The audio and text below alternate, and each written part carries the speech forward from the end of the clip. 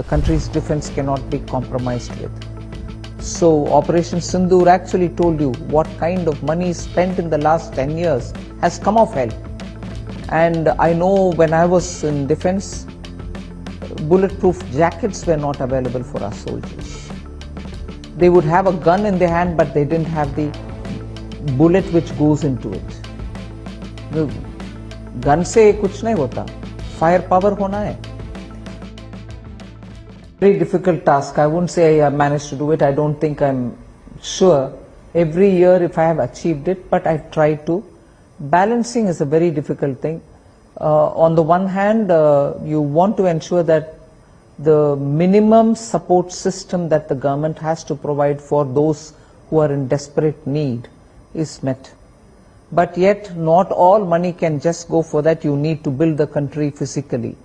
You need the infrastructure, you need the village roads, you need the hospitals, you also need good schools and so on. And above all, the country's defense cannot be compromised with. So Operation Sindoor actually told you what kind of money spent in the last 10 years has come off hell. And I know when I was in defense, bulletproof jackets were not available for our soldiers. They would have a gun in their hand, but they didn't have the bullet which goes into it. The gun से कुछ नहीं होता, fire power होना है. So in that sense, you're looking at priorities. You want your nation to be secure. At the same time, you want the farmers to produce enough. And even if they produce, who's going to buy it from them? And if they are bought, they should be bought at a reasonable price. Equally, that price may not be suitable for the market because consumers might say it's too expensive. We'll have to ensure that some kind of a subsidy is provided. So there are conflicting demands.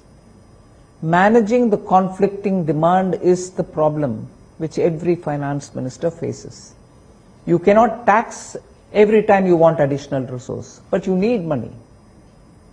So these are the kind of things which come every year. But we had a special, unique and once in a century problem of COVID. We had given a promise. Prime Minister was very clear, I don't want 1 rupee tax put on the citizens. But we needed to get vaccine, whether produced in India or imported, but we didn't import, produced in India. And that has to be distributed to all citizens. Life was to be saved. We can't ask a citizen saying, 500 rupiya de do ek injection ke liye. So it was offered muft. Where do I get the money from? So there were times during these last 5-6 years when we had to, without fear or without any hesitation, borrow money and perform. But once we recovered from it and there was a very clear sign of growth happening, we had to repay the money to get out of debt situation sooner so that our citizens are not burdened. Debt for a government is intergenerational, meaning I borrow today, but I'm not here to pay back. Who pays back? Whatever government, whenever they come. And what is government? After all, it's citizens' money that they take and pay. So today, what your parents get from the government is paid by the grandchildren. That's no good. You need to make sure the economy functions on its own revenue. So these are conflicting interests with which one has to work.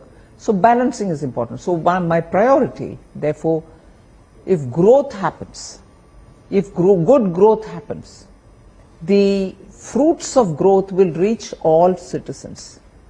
And if it reaches all citizens, they have the money to buy, they have the money to spend, and therefore somewhere the revenue will be generated.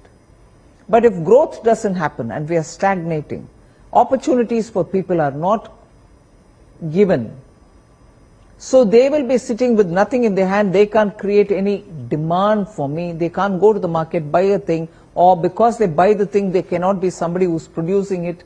And because somebody is not producing, nobody gets a job. It's a cyclical problem. And that is why growth is the primary priority.